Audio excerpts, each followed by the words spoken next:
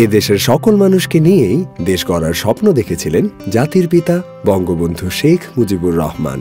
আছে আমার মানুষের একতা, আছে তাদের ঈমান, আছে তাদের শক্তি। এই মনুষ্য শক্তি নিয়েই এই বাংলাকে নতুন করে গড়ে তুলতে চাই। তিনি চেয়েছিলেন এদেশের মানুষের নিরাপদ জীবন, আর তাই সংবিধানে অন্তর্ভুক্ত করা হয়েছিল সামাজিক নিরাপত্তার অধিকার। এরই ধারাবাহিকতায় মাননীয় প্রধানমন্ত্রী শেখ হাসিনা দেশের সর্বস্তরের মানুষের আর্থিক নিরাপত্তা নিশ্চিতকল্পে এক যুগান্তকারী নির্বাচনী অঙ্গীকার ঘোষণা করেন। সার্বজনীন একটা পেনশনের ব্যবস্থা করতে যাচ্ছি, তাদের একটা সুরক্ষিত জীবন দেওয়া। অঙ্গীকার বাস্তবায়নে দেশের সর্বস্তরের জনগণকে একটি টেকসই পেনশন কাঠামোয় অন্তর্ভুক্তির লক্ষ্যে প্রণীত হয় সর্বজনীন পেনশন ব্যবস্থাপনা আইন 2023। সর্বজনীন পেনশন ব্যবস্থাপনা বিল 2022 স্থায়ী কমিটি কর্তৃক সুপারিশকৃত আকারে অবিলম্বে বিবেচনার জন্য গ্রহণ করা হোক। এই আইনের আওতায় প্রতিষ্ঠা করা হয় জাতীয় পেনশন কর্তৃপক্ষ। আইনের কার্যকর বাস্তবায়ন এবং মাননীয় প্রধানমন্ত্রীর স্বপ্নের স্মার্ট বাংলাদেশ বিনির্মাণে প্রস্তুত করা হয় একটি ডিজিটাল প্ল্যাটফর্ম ইউ পেনশন।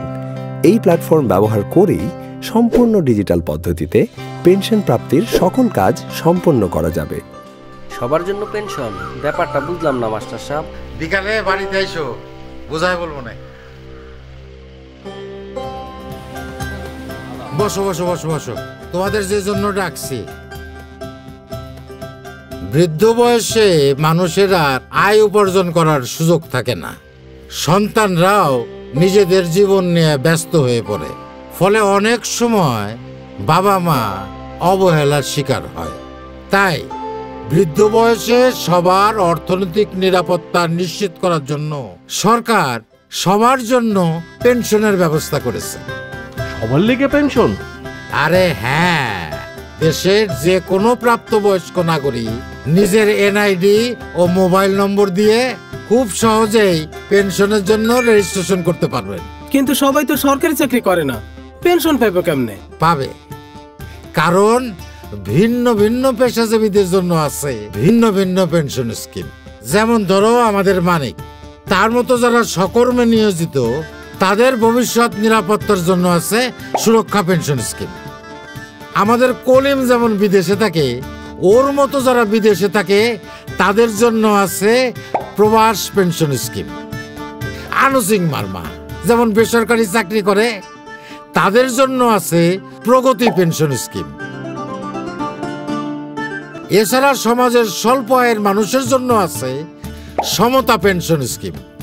এইখানে সরকারও আপনার চাঁদার সমান টাকা দিবে। রেজিস্ট্রেশন করে নিজের পেশা অনুযায়ী যে কোনো একটা স্কিম বেছে নিলেই হলো। শুধু রেজিস্ট্রেশন করলে পেনশন পাওয়া যাবে না, তার জন্য সঞ্চয় করতে হবে। আমাদের সুজন, তার বয়স এখন 18, সে এখন থেকে চাঁদা দিলে 60 বছর বয়স থেকে আজীবন পেনশন পাবে। এই যে আমাদের আকবর ভাইয়ের বয়স এখন 55 বছর। ভাই ন্যূনতম 10 বছর চাঁদা দিলেই পেনশন পাবেন। এ বিষয়ে বিস্তারিত জানা যাবে ইউ পেনশন প্ল্যাটফর্মে। ইউ পেনশন প্ল্যাটফর্ম হতে ভবিষ্যৎ মাসিক পেনশনের পরিমাণ সহজেই জানা যাবে।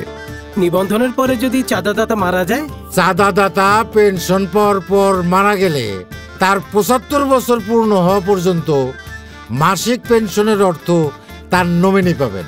আর চাঁদাদাতা পেনশন পাবার আগে মারা গেলে তার জমাকৃত অর্থ মুনাফা সহ নমিনি ফেরত পাবেন। কিস্তির টাকা জমা করুন কেমনে?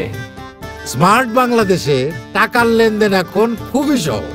মোবাইলের মাধ্যমে, অনলাইন ব্যাংকিং এর মাধ্যমে, ডেবিট কার্ড, ক্রেডিট কার্ড দিয়ে কিস্তির টাকা জমা দেওয়া যাবে খুব সহজে।